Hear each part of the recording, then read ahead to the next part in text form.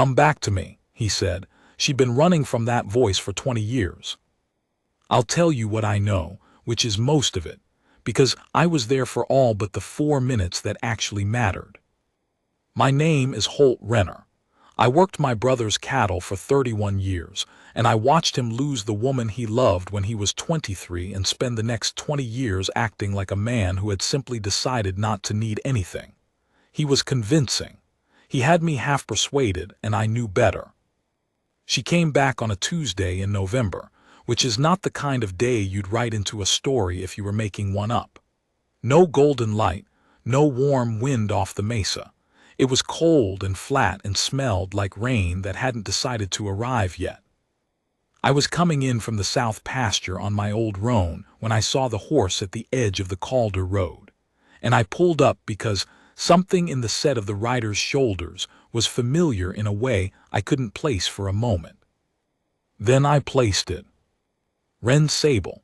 She'd been Wren Calloway before she married a man named Sable and went off to spend 20 years in Colorado and Utah, and wherever else the wind took her.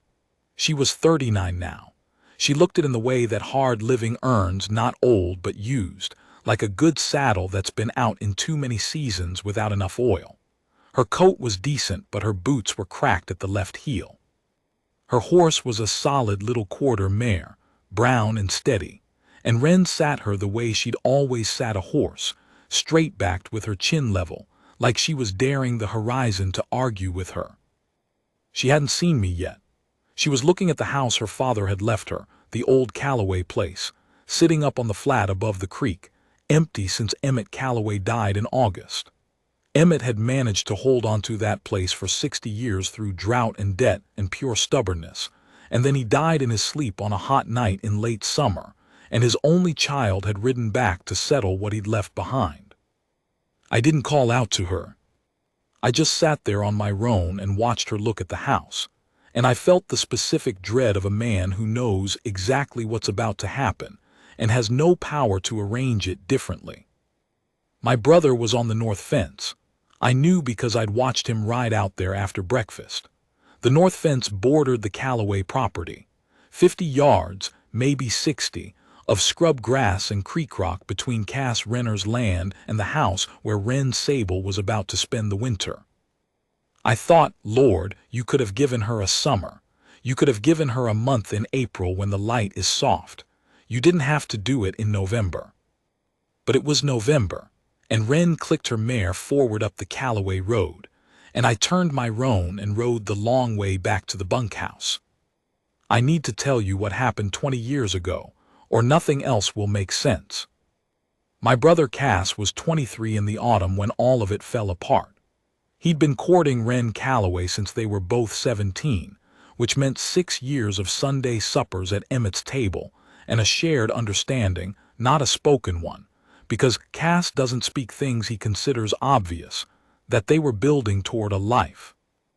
Emmett Calloway had given Cass the north quarter of his land as a sort of advance on a blessing, unofficial and unpapered, but understood by everyone in Calder's Bend, including the 2 people involved. Cass had started building on that quarter. Nothing fancy, a solid stone foundation, and a timber frame for a house that would have been finished by spring. He worked on it evenings after the cattle work was done. I helped him some weekends. He didn't talk about it. He just built it the way he did everything, quietly and with the specific focus of a man who knows what he's working toward. That autumn, Wren's uncle, a man named Reuben Calloway who'd spent 20 years in Nevada and Colorado, came back through Calder's Bend on his way further west. He was a talker, Reuben, and a dreamer, and he made the Western Territory sound like a place where a young woman could become something other than a ranch wife in a high desert valley nobody outside of New Mexico had ever heard of. He was going to San Francisco eventually, he said. He'd stop in Denver and Salt Lake, wherever the work was good. He wanted Wren to come with him. He had a friend there who ran a school. She could teach. Wren was 23 and she had never been further than Socorro. I think she loved my brother. I think she also looked at the stone foundation he was laying in the north quarter and saw the next 40 years mapped out in that rock, clear and set and immovable, and something in her couldn't step into it. Not yet. Maybe not ever. I don't know which it was, and I never asked her, and I doubt she could have told me straight even if I had. She told Cass on a November night. I don't know the exact words because I wasn't there, those 4 minutes I mentioned. I know what Cass looked like when he came in afterward, and I know he didn't sleep that night, and I know that the last thing he said to her, this I got from Emmett years later, who'd heard it through the door, was, "Come back to me." She didn't, not for 20 years. She went with Reuben. She taught school in Denver for a while. She married a man named Sable somewhere in Utah, a decent man, from what I gathered, who died of a fever 2 years before she rode back into Calder's Bend. No children. 20 years of a life I knew nothing about, lived somewhere else, while my brother built a cattle operation on the high desert and never once, in 31 years of working beside him, said her name to me unless I said it first. He didn't finish the house on the north quarter. The stone foundation is still there. He built himself a different house, smaller and further back, and he ran his cattle and kept his books and was, by most measurements, a successful man. He just wasn't a particularly present one. I knew it was her when I saw the horse on the Calder Road. I knew because of the way her shoulders sat. Some things don't change in 20 years. She found Cass at the north fence before I could think of a useful way to prevent it, which is to say, within about 4 hours of her arriving. She'd ridden over to look at the Callaway fences, Emmett's fences, her fences now, to see what needed doing before winter set in proper. Cass was on the other side of that fence with a post driver, working a corner post that had heaved out of the ground in the last hard freeze. He heard her horse and looked up. I watched from a distance, pretending to check the water trough at the south end of the property. I'm not proud of this, but I also don't apologize for it. They looked at each other across the fence for a long moment. I was too far away to hear the words, but I could see the shape of it. She spoke first. He looked at her the way a man looks at something he's worked very hard not to think about, and then suddenly has to think about again. Then he turned back to the corner post and drove it the rest of the way down, and she sat her mare for another moment and then rode on down the fence line. That was all. He came in for supper that evening and ate everything on his plate and said nothing, which was not unusual, but I noticed he didn't go back out to the north fence that week. He found other work. She moved into the Callaway house the following day. I watched from the bunkhouse as she carried her things in. There weren't many of them. A trunk, a saddlebag, a box of books, which told me she was still the same woman in some fundamental way. She worked the rest of that day cleaning out what Emmett had left, and in the evening a lamp came on in the front window and stayed on until late. 50 yards. I calculated it. I am not, by nature, a calculating man, but I had nothing else to do except watch my brother eat his supper and not say anything. So I went out in the dusk and I paced off the distance between Cass's porch and the edge of the Callaway property, and it was 51 yards. Give or take. He had not spoken to me about it. I had not spoken to him about it. This is how Renner men handle things. The first 3 weeks of November were a negotiation neither of them was willing to name. Cass rode the north fence 3 times in that period, which was 2 more times than it needed riding. He did not, as far as I could tell, speak to Wren on any of those occasions, but on the second pass I noticed he'd tightened 2 sections of her fence while he was there, her fence, the Callaway side, and said nothing about it. She would have noticed. She was the kind of woman who noticed things. She, for her part, spent those weeks doing what she'd come to do, sorting through Emmett's papers, meeting with the man in town who handled the estate, making lists of what needed fixing on the Callaway place before she sold it or kept it or decided what to do with it. She rode into Calder's Bend twice a week on her brown mare. She was polite to the people she'd known as a girl and did not appear to need anything from them. On the 17th of November, she knocked on our door. I answered it because Cass was in the back room working his books, and I got there first. She stood on the porch with her hat in her hands, the cold coming off the mesa behind her, and she said she was sorry to bother us, but her chimney was drawing bad and she didn't have the tools to clear it, and was there anything we had she could borrow? I said yes, we had chimney tools, and I went and got them. When I came back, she was standing in the doorway rather than on the porch, because I'd left the door open and the warmth had reached her. She was looking into the front room. I followed her look. Cass was standing in the doorway of the back room with his account book in his hand, having heard voices and come to see who was there. They looked at each other across about 12 feet of my brother's front room. He said, "Evening." She said, "Evening, Cass. I'm sorry about the intrusion, Holt was just," and she nodded at me and the chimney tools. He said, "Flue plates probably warped. Cold came on fast this year." She said, "Yes." He said, "I'll come look at it." She said, "You don't have to do that." He said, "I know," and he put his account book down on the table and put his coat on. I handed her back the chimney tools and stayed home.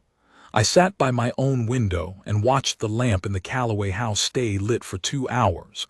I didn't know what was said during those 2 hours. I suspect not very much, not the things that needed saying. But the flue plate was fixed, because I checked the chimney from the outside the next morning, and it was drawing clean. December arrived with 3 days of hard wind that frosted the water troughs and drove everyone inside. I didn't see Wren for most of that first week. I assumed she was weathering it the way you do when you're alone in a house on the high desert in winter. Banks of good firewood, an extra blanket, and the understanding that the wind will stop eventually, because it always does. On the 5th day of the freeze, I came in from checking on the cattle and found a covered dish on our porch. No note. Cornbread and what turned out to be a bean soup that was still warm, which meant she'd walked it over in the cold rather than letting it cool first. Cass found it before I could say anything. He lifted the cloth and looked at it. He put the cloth back down. He carried it inside and set it on the table, and we ate it for supper without mentioning whose porch it had come from, because we both knew. The next day he cut twice as much firewood as we needed and stacked the extra. I didn't ask who it was for. By mid-morning it was gone from the woodpile, and I could see fresh wood stacked on the Calloway porch. This is how they conducted December. Small gestures, unasked for and unremarked upon. She sent food twice more, nothing elaborate, just plain frontier cooking, the kind that says I made too much when really it says I noticed you. He fixed the lean-to on her barn, which had been listing for probably 3 years by the look of it, on a Saturday morning while she was in town. He reset 2 more fence posts on the Calloway side. She didn't comment on these repairs, which meant she'd noticed them.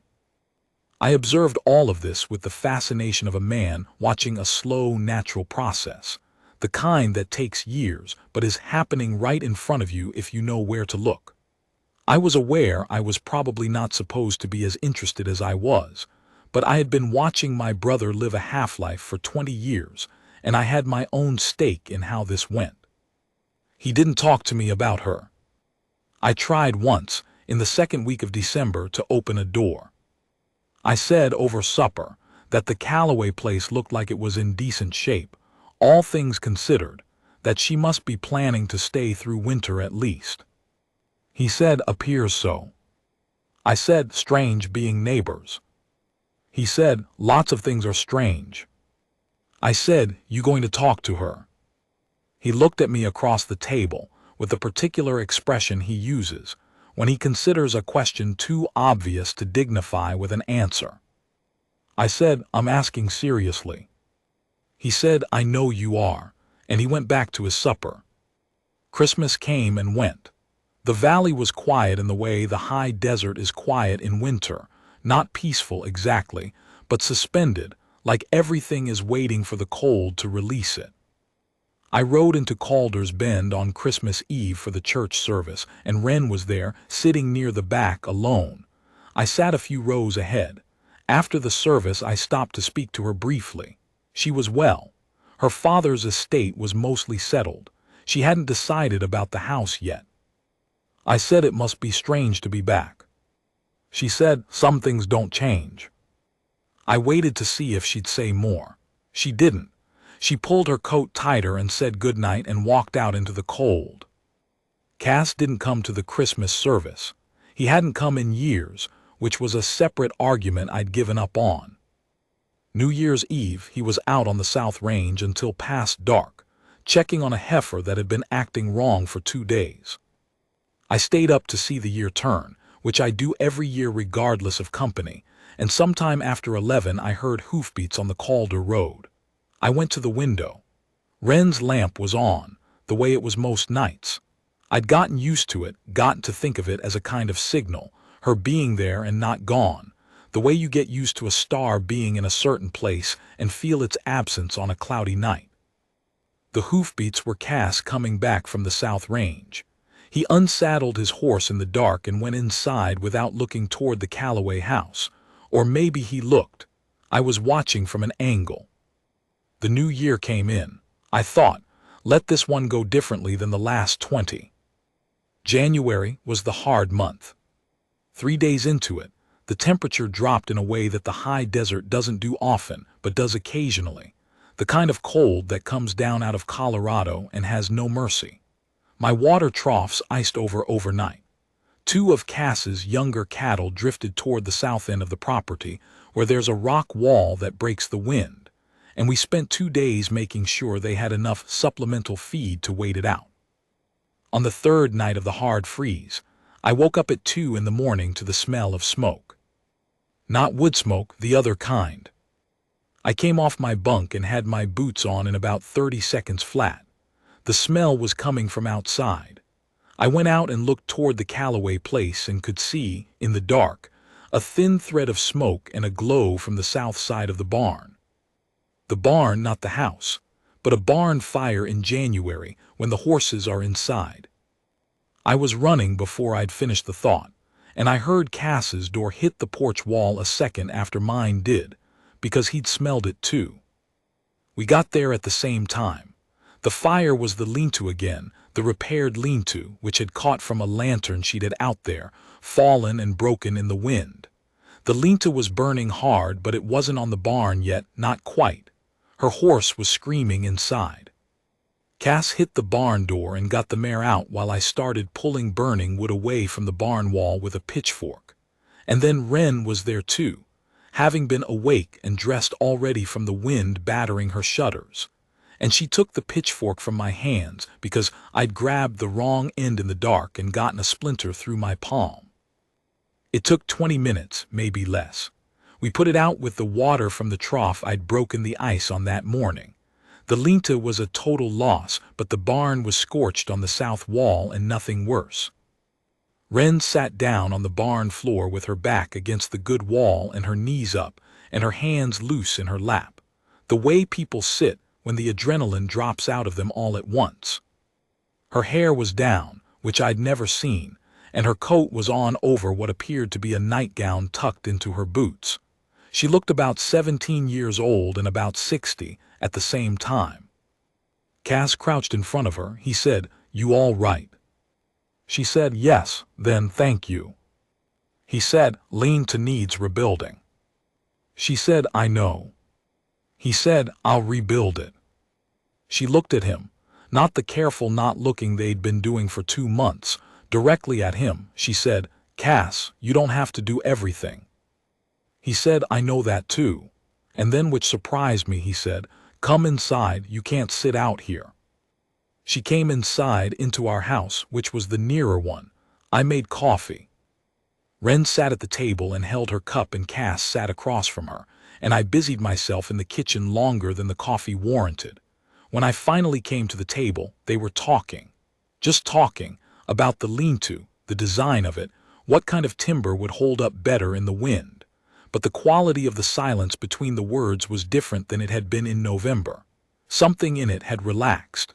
The fire had burned off a layer of something along with the lean-to. She went back to her house at 4 in the morning. Cass sat at the table for another hour after that. I went to bed and let him sit. He rebuilt the lean-to over the last weeks of January and into February when the weather allowed. She worked alongside him, which he hadn't asked her to do but didn't refuse. I watched them from whatever vantage I could manage without being obvious about it, which is not a dignified occupation for a man of my age, but I am who I am. They worked well together. That surprised me, though it probably shouldn't have.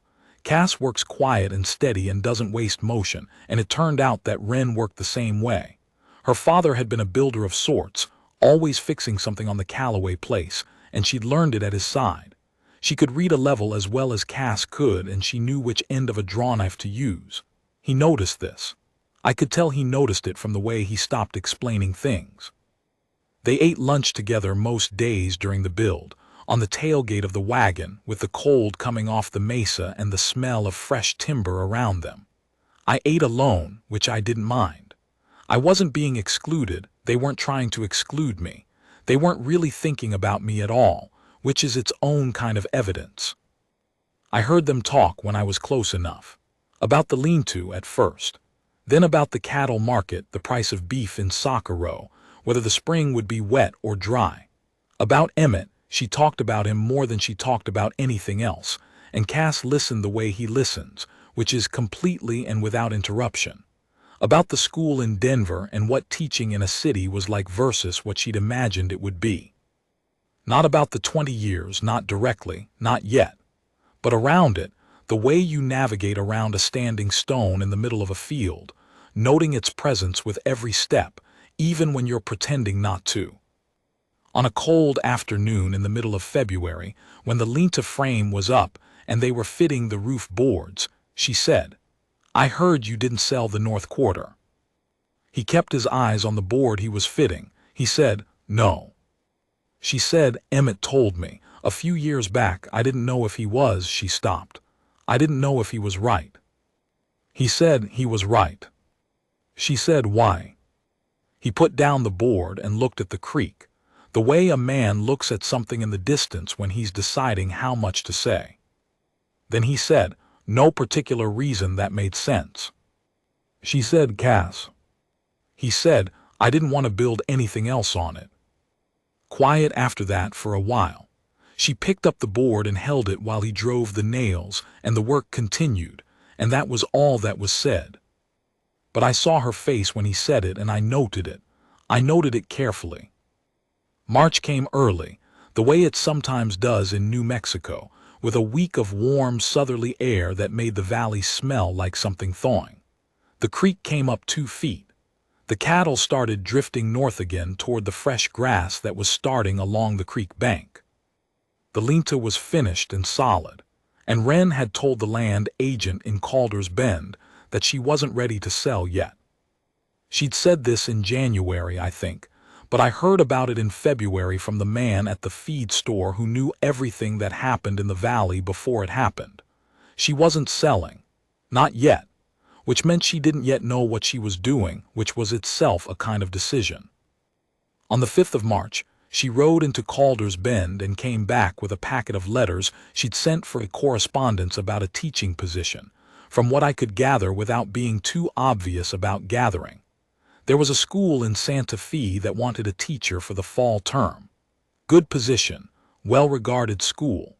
Her training and her Denver experience made her a natural candidate.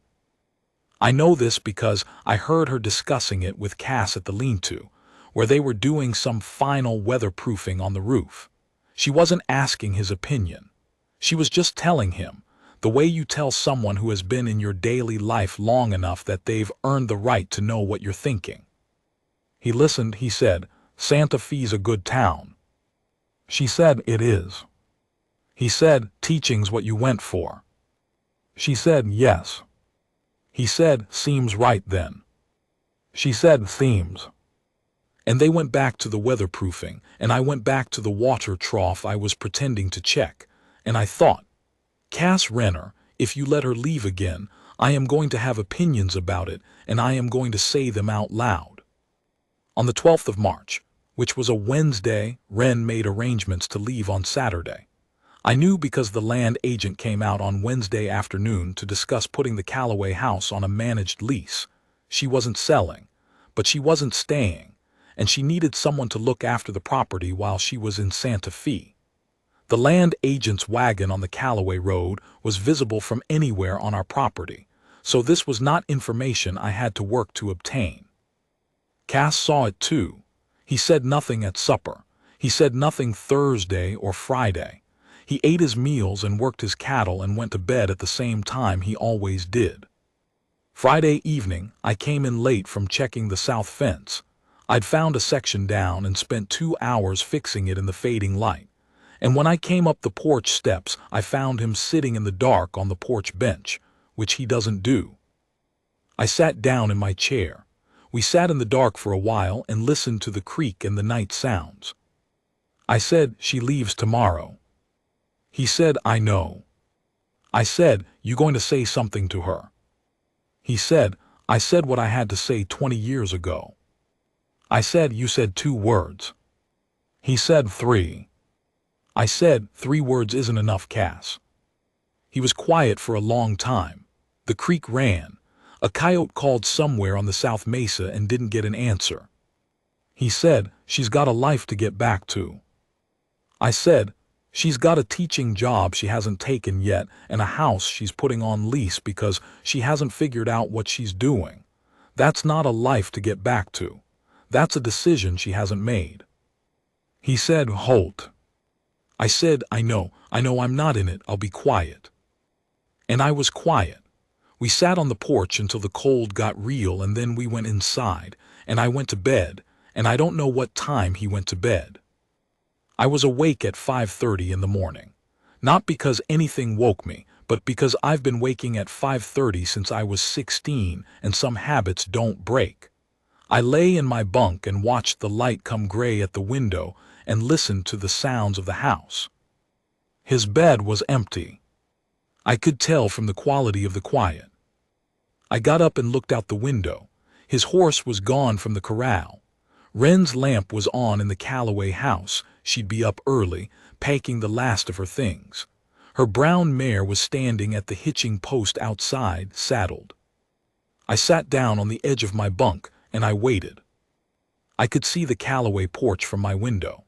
At 6:15, which is when the light was coming full over the East Mesa and turning the frost on the grass to something that looked like it mattered, I saw Cass's horse come up the Calder Road from the south, which meant he'd ridden down into the valley before coming back up, the way he does sometimes when he needs to think. He rode up to the Callaway hitching post and dismounted and tied his horse next to her mare. He went up onto the Callaway porch. He knocked. She opened the door. I cannot tell you what was said. I was 51 yards away, and I am a man of reasonable but not exceptional eyesight, and there was glass and distance between me and them. I watched the shape of it. He stood on the porch and she stood in the doorway, and he spoke for longer than 3 words this time. Much longer. She was very still while he spoke. I know Cass well enough to know he wasn't being eloquent. He doesn't have it in him, the eloquence, but he was being honest, which is the thing he does instead. He said what he had to say. I watched his hands, which he uses almost never when he talks, and they moved once, a short gesture toward the north quarter, toward the foundation that's been there for 20 years. She put her hand over her face for a moment.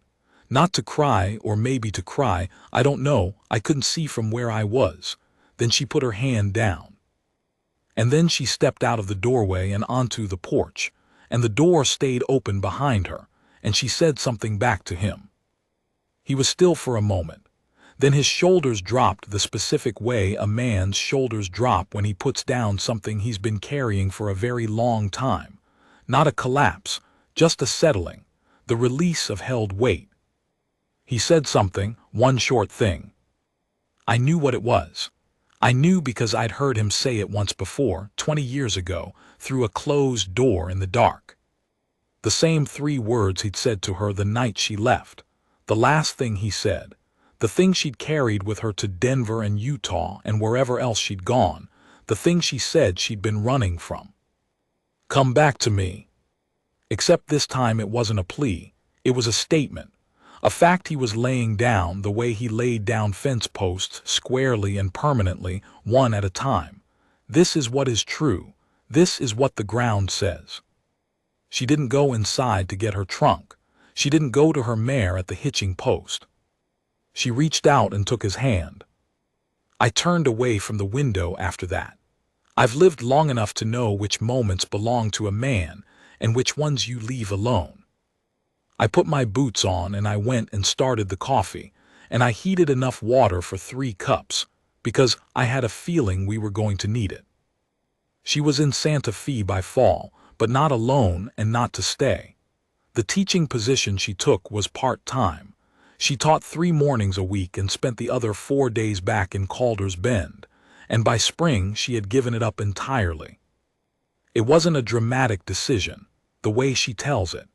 It was just that she kept finding herself on the road north more than she wanted to be on the road south, and at some point you follow where you keep turning.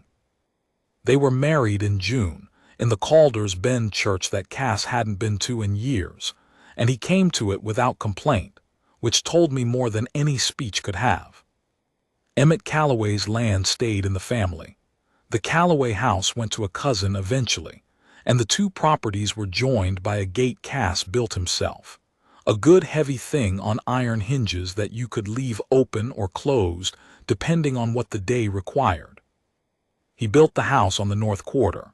The second attempt, the one that took 20 years longer than planned, is made of the same stone as the old foundation but taller, with a proper second story and a porch that faces south because she asked for that, and he saw the sense in it.